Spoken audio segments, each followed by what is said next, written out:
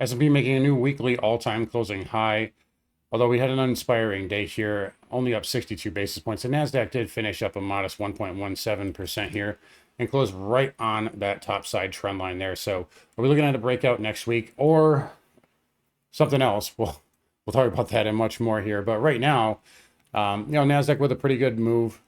We talked about that having some upside maybe to 725, 730, and possibly 735 we trended, and we just really didn't do that. We just kind of chopped neutral up. I did say that we'd expect downside to be protected, but really the big mover today was gold, and we talked about that yesterday.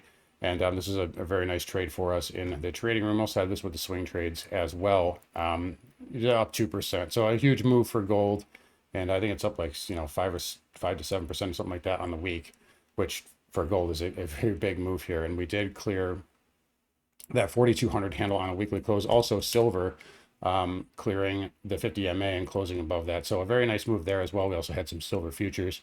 So very nice gains across the board. And that was really the story of the day. We'll talk about that in a second. But yeah, right now the market here, volatility pretty soft.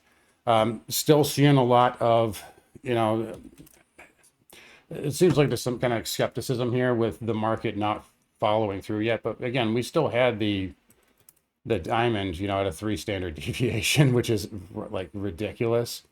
It's not supposed to happen. So it's like, well, we get overbought and then people complain, and then we work off the overbought condition by putting in 3 consecutive inside days, and you can make a case it's just for flagging, and then they say, well, it's not. It's a fake breakout. Well, it's not a fake breakout until we close below 7,600 on a weekly close. That's what I am just going to go off of right here. But right now you close at a weekly new all-time high, so there's no reason to be short the market or anything like that until the market tells us to. Right now bonds held up pretty well. They just kind of, TLT was up about 0.25%, and ZT 2-year note was higher as well.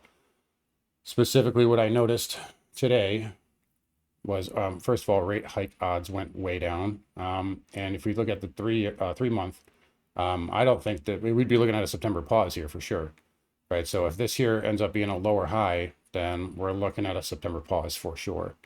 So the market definitely liked that. We didn't pump on it, but we already pumped 2 days ago, 3 days ago, right? And gold tipped us off that the jobs number was going to be soft, right? So pretty pedestrian day. It's kind of on the quieter side. I took the day off from trading. We actually knocked it out of the park pretty much all week long. So sometimes you get to enjoy those benefits. But yeah, nonetheless here, let's just jump into gold. I'll still say there's the off chance here, just because we pumped into Friday. There's the off chance that they try to fake it. There's also a chance that we maybe retest the breakout at 42. But the positive for gold here is GDX. Closed above the 200-day. Closed above all the moving averages on the weekly. Same thing goes for SIL, right? So the miners are leading. All you did was really retrace to the monthly 20 moving average here on these things. So I like it when miners lead. That leads me to believe that it's probably a real breakout. And a dollar lost 100 for the second week in a row, and it closed below last week's low too. So some weakness there. A little bit of a risk on signal. Overall, though, pretty quiet day. IWM, new weekly all-time closing high, though, and same thing with the Dow, even though it did hit that bull market trend line. Semis held up okay, up 2%, which is basically flat for SMH. IGV also with a nice bid. I will say Microsoft, someone pointed this out in the morning live stream, which we go live every morning, 8:45 on Carnivore Trades. The link for that is in the description, as well as the live day trading room. But yeah, someone pointed out that weekly Bollinger Band, it's a little extended there. So, this may be a fade next week, but just be aware that this can just ride the band. And it's not like it's not, if it were to happen here, then I'd be like, okay, this is the stone cold short, but it could just, mean revert back to the inside the band and then keep going up. So if you do try to fade this, take profits quickly. So anyway, yeah, IGB up nicely. And Palantir, again, still holding a runner in this, up another 10% today. Look at this weekly candle here. So, wow. Larger time frames, right? Everybody hated this stock, and Michael Burry's getting his ass kicked on this now. But anyway, transports here, flat to positive. Slight They eked out a slight gain on the week. XHB still got a clear 111.5.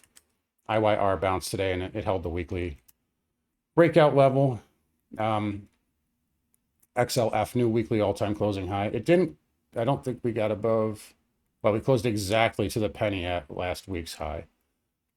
So you do have a little bit of a tail there too, so maybe a little overbought.